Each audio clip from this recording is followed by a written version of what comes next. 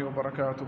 وعلیکم السلام ورحمۃ إن الحمد لله نحمده ونستعينه ونستغفره ونعوذ بالله من شرور أنفسنا ومن سيئات أعمالنا من يهد الله فلا مضل له ومن يضلل فلا هادي له وأشهد أن لا إله إلا الله وحده لا شريك له وأشهد أن محمدا عبده ورسوله. صلی اللہ علیہ وسلم. قال الله تعالى في القرآن الكريم يا أيها الذين آمنوا ادخلوا في السلم كافة ولا تتبعوا خطوات الشيطان إنه لكم عدو مبين. اللہ سبحانہ وتعالی نے قرآن مجید میں دوسرے پارے کے اندر یہ آیت نازل فرمائی. اس میں ایمان والوں سے مخاطب ہوتے ہوئے یہ فرمایا کہ اے ایمان والو، اسلام میں پورے کے پورے داخل ہو جاؤ. اسلام میں پورے کے پورے داخل ہونے سے مراد یہاں دو چیزیں نکلتی ہیں. پہلی چیز یہ کہ اپنے ساتھ ان چیزوں کو چھوڑ کر آؤ جو چیزیں تمہیں تمہارے رسومات تمہارے آباء و اجداد سے ملی، انہیں چھوڑ کر اسلام کے اندر داخل ہو، اور جسے ہم بدعت کہتے ہیں. اور دوسری چیز یہ کہ جب تم اسلام میں داخل ہو جاؤ تو اسلام کے تمام احکامات پہ تم خوشی دلی کے ساتھ اس پہ عمل پیرا ہو. یعنی دل کے اندر نفرت نہ ڈالو، دل کو تنگ نہ کرو، بلکہ تمام احکامات کو اس کے اوپر اس کو مانو، تسلیم کرو اور اس کے اوپر عمل پیرا ہو جاؤ.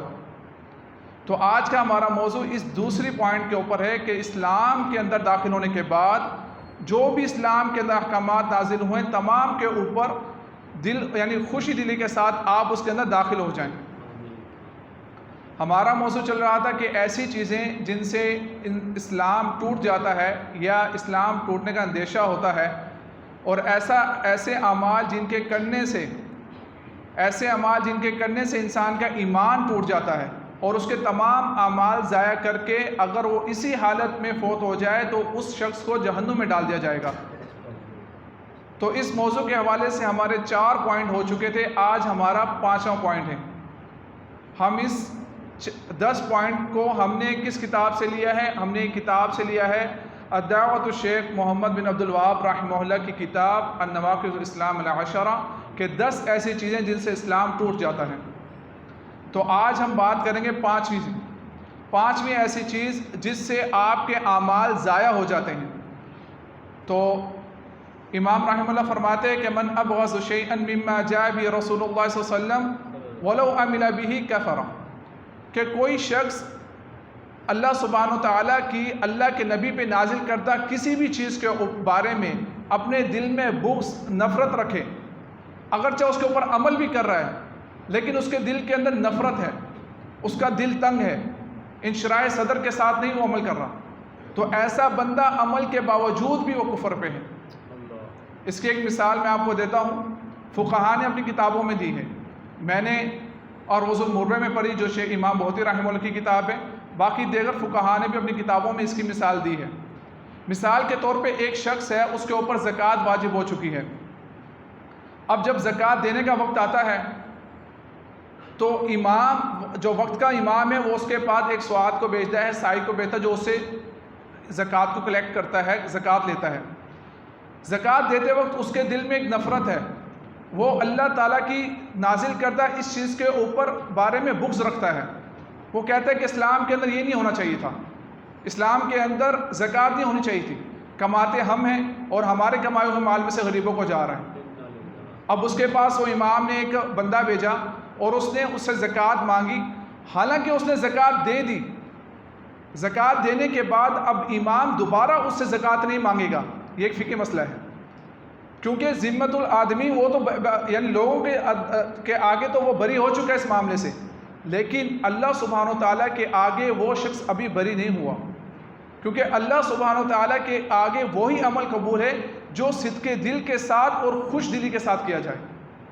ایسا عمل بالکل قبول نہیں ہے کہ جس کے بارے میں آپ کے دل میں نفرت ہو اور آپ اس عمل کو کر بھی دیں لیکن اللہ سبحانہ و تعالیٰ کے سامنے آپ کا وہ عمل قابل قبول نہیں ہے. اس کی وجہ کیوں؟ کیونکہ شروط لا الہ الا اللہ میں سے یہ بھی ہے کہ جب جو چیز آپ کے اوپر نازل کی جا رہی ہے آپ اسے محبت کریں، آپ خوشی دلی کے ساتھ اس کے اوپر عمل پیرا ہوں اور آپ اپنے دل کو اس کے بارے میں انشراح رکھیں، کھلا رکھیں، تنگ دلی کے ساتھ اس کے اوپر عمل پیرا نہ ہوں. یہی وجہ ہے کہ اللہ کے نبی کریم صلی اللہ علیہ وسلم نے فرمایا من قال لا الہ الا اللہ خالصا من قلبہ، کہ جس نے کہا لا الہ الا اللہ، آگے شرط کیا لگائی کہ خالصتاً دل کے ساتھ کہا، یہ نہیں کہا کہ صرف زبان سے کہنے سے اس کا یہ عمل قبول ہو جائے گا، بلکہ کہا خالصا من قلبہ دخل الجنہ، پھر اس کو جنت کی بشارت دی کہ جس نے خالصتاً طور پہ یہ کہا کہ لا الہ الا اللہ، یعنی دل کے اندر کچھ زبان پہ کچھ، یہ ایسے اعمال اللہ سبحانہ و تعالیٰ کے نزدیک قبول نہیں ہیں۔ اسی طرح قرآن مجید میں سورۃ محمد کے اندر آتا ہے والذین کفروا فتحصل لهم وضل اعمالهم، اور وہ لوگ جنہوں نے کفر کیا وہ ہلاک ہوئے، ان کے اعمال غارت کر دیے گئے۔ کیوں ہلاک ہوئے، کیوں غارت کر دیے گئے؟ کون ہے جنہوں نے کفر کیا؟ ذالک بانہم کرہوا ما انزل اللہ فاحبط اعمالهم، یہ وہ لوگ ہیں جو اللہ کی نازل کردہ چیزوں کے بارے میں نفرت رکھتے ہیں، اللہ کی نازل کردہ چیزوں کے بارے میں نفرت رکھتے ہیں۔ ایسے لوگوں کے بارے میں اللہ سبحانہ وتعالیٰ نے قرآن میں فرمایا فَأَحْبَطَ أَعْمَالَهُمْ، ان کے تمام پچھلے اعمال ضائع کر دیے جائیں گے۔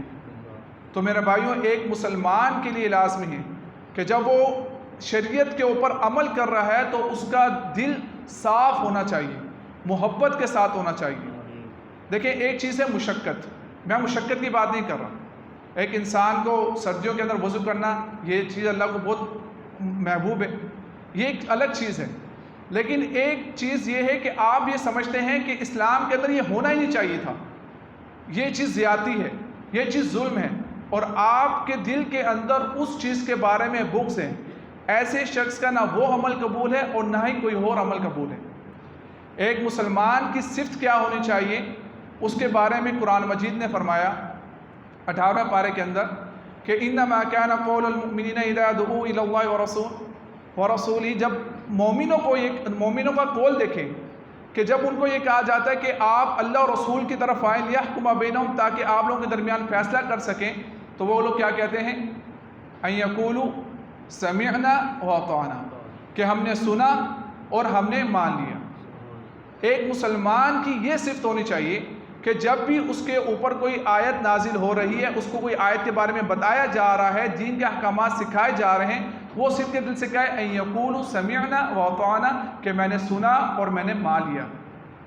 فرمایا فاولئک هم المفلحون، ایسے ہی لوگ کامیاب ہیں، فلاح پانے والے لوگ ایسے ہی لوگ ہیں۔ اور جن کے دل میں بیماری ہو، نفاق ہو، ایسے لوگوں کے بارے میں فرمایا ان المنافقین فی الدرک الاسفل من النار، کہ ایسے منافق لوگ جہنم میں سب سے نچلے حصے میں ہوں گے۔ اللہ تعالیٰ سے دعا ہے کہ اللہ سبحانہ وتعالیٰ ہمیں اس نفاق سے بچائے، اور نہ صرف اس نفاق سے بچنا چاہیے بلکہ اس کے لیے کثرت سے دعا کرنی چاہیے، یا مقلب القلوب ثبت قلبی علی دینک، اے دلوں کو پھیرنے والے میرا دل ثابت کر دے اپنے دین کے اوپر، کیونکہ آپ کا دل اللہ سبحانہ تعالیٰ کی 2 انگلیوں کے درمیان ہے، اللہ تعالیٰ چاہے جس طرف پھیر دیں۔ اب یہ بات تو میں نے جو بھی آپ کو دلائل دیے، اس کا سارا تعلق تھا شریعت سے۔ اب ایک مسلمان کو جب قرآن سے بات بتائی جاتی ہے وہ تو عمل کر لیتا ہے، لیکن ایک ایسا جاہل انسان، ایک ایسا سیکولر اور لبرل قسم کا آدمی کہ جو اپنی عقل کو شریعت پہ متقدم رکھتا ہے، اگر اس کو میں یہی قرآن کی آیتیں سناتا تو یقینی بات ہے وہ نہیں مانتا۔ تو سب سے پہلے آج کے دور کے اندر لبرل جو لوگ ہیں، جو سیکولر لوگ ہیں، جو اسلام میں داخل ہونے کے باوجود بھی اسلام کی چیزوں کو ماننے سے انکار کرتے ہیں، ان کے درمیان آج سب سے بڑا مسئلہ کیا ہے کہ شریعت نے ایک مرد اور عورت کے درمیان میں برابری نہیں کی۔ وہ کہتے ہیں کہ الرجال قوامون علی النساء، کہ اللہ تعالیٰ نے مردوں کو عورتوں پہ جو ہے نا قوام بنایا ہے، جہاں عورت کی 2 شہادتیں وہاں مرد کی 1 شہادت، جہاں بچیوں کو 2 حصہ وہاں بچے کو 1 حصہ۔ اللہ سبحانہ تعالیٰ نے دونوں کے درمیان عدل نہیں کیا۔ اب قرآن کی آیتیں ان کو سنانے سے اپنا وقت ضائع کرنے والی بات ہے۔ ایسے لوگ کیوں گمراہ ہوئے؟ کیونکہ ان لوگوں نے اپنی عقل کو شریعت کے متقدم کیا۔ اب میں آپ کو ان کی عقل سے ہی کیسے رد کیا جاتا ہے اس کے بارے میں 2 چیزیں ہیں۔ یہ فلسفے ہیں جو ہمارے آج کے دور میں بہت سے سیکولر لبرل قسم کے لوگ ان باتوں کو ذہنوں سے لڑاتے ہیں۔ دیکھیں، پہلی بات تو یہ کہ یہ احکامات کس نے نازل کیے؟ اللہ سبحانہ و تعالیٰ نے. عورت کے معاملے میں ہو، مرد کے معاملے میں ہو، زکوٰۃ کے معاملے میں ہو، نماز کے معاملے میں ہو، یہ سارا کچھ کس نے نازل کیا؟ اللہ سبحانہ و تعالیٰ نے. ایک عقل سلیم کہتے ہیں جس کی عقل ٹھیک ہو، یہ انسانوں کو کس نے دی؟ اللہ سبحانہ و تعالیٰ نے. آپ یہ مان سکتے ہیں کہ اللہ تعالیٰ کی نازل کردہ چیزوں سے ایک شخص عقل سلیم کے ساتھ اس کا رد کرے؟ یہ تو ایسی ہی بات ہو گئی کہ اللہ سبحانہ و تعالیٰ نے دو چیزیں نازل کی اور دونوں آپس میں متضاد ہیں. کیا ایسا ہو سکتا ہے؟ دوبارہ میری بات پہ غور کیجیے گا. یعنی یہ احکامات اللہ نے نازل کیے اور ایک بندہ کہتا ہے کہ میں اپنے عقل سلیم کے ساتھ ان کا رد کر رہا ہوں. میں اس سے پوچھتا ہوں کہ یہ احکامات کس نے نازل کی؟ وہ کہتا ہے اللہ نے. تمہیں عقل کس نے دی؟ اللہ نے. کیا اللہ کی دی ہوئی چیز اللہ کی بنائی ہوئی چیز کا رد کر سکتی ہے؟ نہیں. تو اس کا مطلب ہے کہ جو لوگ رد کرتے ہیں ان کے پاس عقل سلیم نہیں ہے بلکہ عقل فساد ہے. ان کی عقل نہیں ہے بلکہ ان کی عقل فاسد ہو چکی ہے کہ وہ اللہ تعالیٰ کے احکامات کو سمجھنے سے قاصر ہیں.